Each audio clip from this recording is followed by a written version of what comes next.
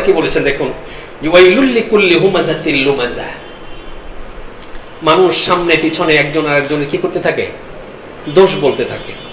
একজন আরেকজন কি বলে, সামনে বলে পিছনে বলে, দোষ ত্রুটি বলতে থাকে। আল্লাযী জামাআ মালা ওয়া আদ্দাদা, এবং তারা কি করে, জামা আমাল, সম্পদ গচ্ছিত রাখে, সম্পদ জমা করে, সম্পদ আহরণ করে আর কি করে, জমা করে। ওয়া আদ্দাদা মানে কি, গুনে গুনে রাখে, এটা তাদের নেচার। দেখবেন যে টাকা পয়সা রাখলে মাঝে মাঝে ওখান থেকে গুনে।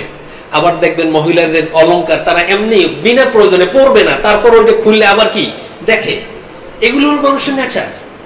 বলে এখন কিছুই করবে না, পড়বে না, তারপর কি ওই গহনার বাক্সটা খুলে খুলে পর তারপর উল্টাই পাল্টাই দেখে, দেখে আবার রেখে দেয়। এটা হলো আদ্দাদা, তাই না? এটি হলো নেচার। টাকা কিছুই করবে না, নেবে না, এরপরে সিন্ধুকের মধ্যে ওখান থেকে বাইর করে দেখে, গুনে গুনে রাখে। এই জন্য আল্লাযী জামাআ মালা ওয়া আদ্দাদা, তারা সম্পদ জমা করে এরপর এটা কি করে, আবার বারবার এটাকে হিসেব করে, গণনা করে দেখে। কেন? ইয়াহসাবু আন্না মালাহু আখলাদা, কারণ সে ধারণা করছে তার সম্পদ তাকে কি করবে, চিরঞ্জীব করবে, তার সম্পদ তাকে বাঁচিয়ে রাখবে, তার সম্পদ তাকে রক্ষা করবে, তার সম্পদ তাকে অনেক দিন স্থায়িত্ব দান করবে। কিন্তু আসলে কি তাই না? সম্পদ আপনি অর্জন করতে পারবেন, কিন্তু এই সম্পদ আপনি ভোগ করতে পারবেন কিনা এটা জানা নাই। কিন্তু সম্পদ যদি আপনি অবৈধভাবে অর্জন করেন, তার শাস্তি আপনি ঠিকই ভোগ করবেন।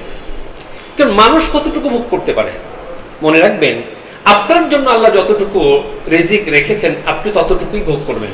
আপনি অর্জন করতে পারেন অনেক, কিন্তু ভোগ করবেন ততটুকু যতটুকু আল্লাহ আপনার রিজিকে রেখেছেন।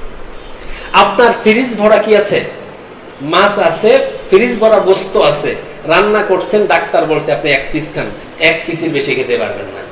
আম ফ্রিজ ভরা আছে, ডাক্তার বলছে অর্ধেকটা খেতে পারবেন। আপনার রিজিক তো অতটুকু, ওই অর্ধেকটুকু আপনার রিজিক। আপনি যতটা ইনকাম করছে এটা আপনার রিজিক নয়, এতটি আপনি ভোগ করতে পারবেন না। তাহলে কেন কেন আমি এত বেশি অর্জন করার জন্য? আমাদের সমাজে এরকম অনেক মানুষ আছে যার যে সম্পদ আছে, এই সম্পদ সে এখন যদি একেবারে কাজবাজ বন্ধ করে বসে বসে খায়, তারপরও তার কি 10 ভাগের 1 ভাগও শেষ করতে পারবে না।